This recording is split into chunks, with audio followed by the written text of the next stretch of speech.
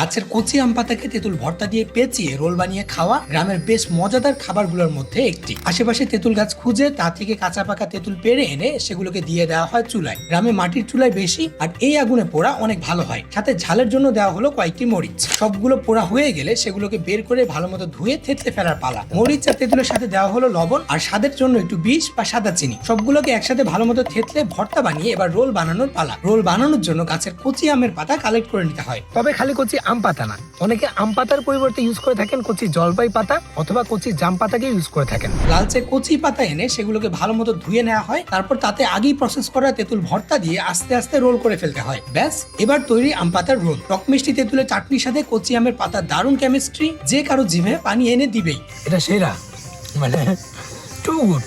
মূলত ফাগুন চৈত্র মাসে যখন আমের নতুন পাতা গজায় তখনই বাংলাদেশের কিশোরগঞ্জ, ব্রাহ্মণবাড়িয়া এবং ময়মনসিংহের বেশ কিছু গ্রামে এই রোল বেশি খাওয়া হয়।